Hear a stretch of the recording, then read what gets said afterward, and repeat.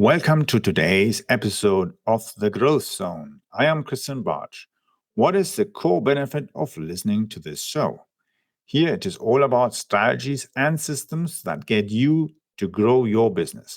As an entrepreneur or business leader, you need to be ahead of trends. Gain insights that really thrust your business to the next level. Each episode focuses on different aspects of designing, building, and leading companies. Without marketing, sales, innovation, or funding, you will lack the fire for growth. Without management strategies and systems, you are speeding towards failure. For those who listen to the entire episode, I have a special surprise gift. I'm also working on some great guests that are industry leaders in management, innovation, and marketing. Let's get started on today's episode. Hey, let's talk about one aspect of increasing your company value, your trust value, on all different other kind of aspects. Now, if your business is processing data of clients, you, of course, have certain kind of risks. And these risks can even translate towards your clients and suppliers as well. Now, information security is all about protecting data in whatever form it may come, whether it's on paper, on disks, on sheets, even spoken information might be a risk. You know the old placards that they had during the wars? Careless talks sinks ships or cost lives, whatever. Yeah, enemies listening and so on. Now, the key thing with information security is that it is so valuable for your buyers to protect their trade secrets, their business information, their knowledge, that they want you to protect it too. Now, how can you actually convince somebody that you're doing the job properly? Of course, you can go on Vive, firewalls, antivirus software, a variety of equipment and so on, have some nice, elegant, modern, clean offices, have some security guards, reception. You have many, many things you can set up visibly that someone sees. But unfortunately, the thing is, that is only visible when that lead enters your company, your premises. Yeah. But what if the client or the potential buyer might need to see that information security ahead of time before they even contact you or they even move from their own desk towards visiting you? Because the fact is, in many businesses and many deals, the buyer doesn't necessarily need to visit you physically. You might even have just a phone call, you might even have a Zoom call, whatever you might have. But the key thing is that it's not necessarily going to be a physical encounter by them coming to you. Whether they fly, they take a taxi, they go by car, it doesn't matter. It doesn't always mean they are going to see how your work environment looks. Yeah, they don't even know if your camera and desk setup looks clean and you've got a whole mess under the desk. They have no clue. But for them, they want to have facts, hard physical facts that proves to them that you know how to protect their data. Because if you can't even protect your own data, how do you want to protect their information? And sometimes there's even a problem with the information that they provide, because that information might even get them into trouble. Let's say they are doing some kind of project with you together, and that might influence a certain decision that could lead to somebody buying stock on the market and creating a situation that somebody does insider trade, and that can get people into prison, get them horrible fines and so on. So you need to protect that kind of information, because in the wrong hands, somebody is going to mess that deal. Or even after the deal, it'll be the last time they did business with you because you let that information get in the wrong hands. Now, one of the things I've mentioned in the past, which is, of course, one part of getting your business from building it to becoming a more professional business. Because we want to organize the business at a certain level to be more efficient. You want to be more organized, systemized, and so on. And that means as well creating management systems that help you to define how things are done. And sometimes it's even the most basic thing. Like, for instance, how are the backups done? Who does it? When are these things being done?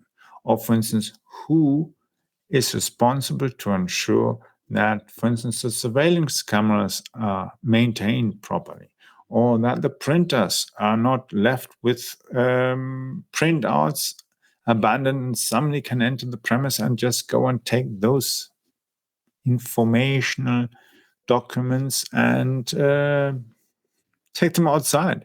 And even if they don't take it outside, they just need to read it, get the information, and go and convey it to somebody else, even in a Word format, in a mouth-to-mouth format, mouth-to-ear, whatever. And that's something you want to avoid because of all the consequences that might even hurt your business or even your personal life situation. And one of the things that you can use is, of course, ISO certifications. So there's the ISO or IEC standard 27001. That stands for information security. And the new standard, the 2022, relates as well to an increased protection of information compared to the old standard of 2013. So the new standard goes and adds cybersecurity and data privacy. Now, you notice, wait a minute, information security, and now it's being added? Of course, there's literally a decade between both versions.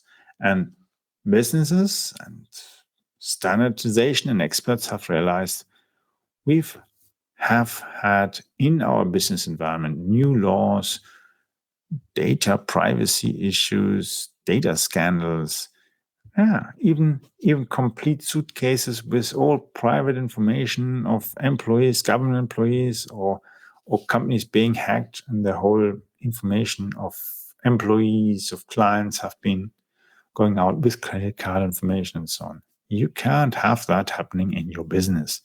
So you need to find ways to increase the quality of your internal information security. And in order to prove that, you use this standard.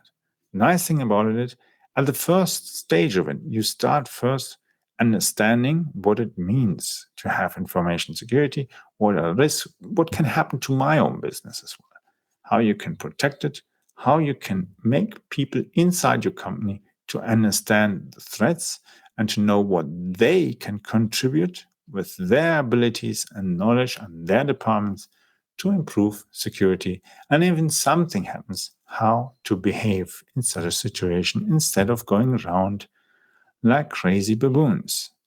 So, at the next stage would then to create the management system and make sure that it works.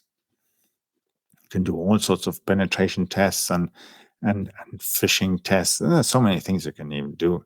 And there are different people who have specialized in testing organizations, whether it all works. But at the end of the day, you have to have everything properly in writing that somebody else will understand it and it will comply with these standards, because you want to prove to your client that you know how to deal with information security. Don't mix it up with cybersecurity, because information security is the higher level, the level that starts at management. Information security is a responsibility of management. And that drips down towards then cybersecurity, information security, IT security.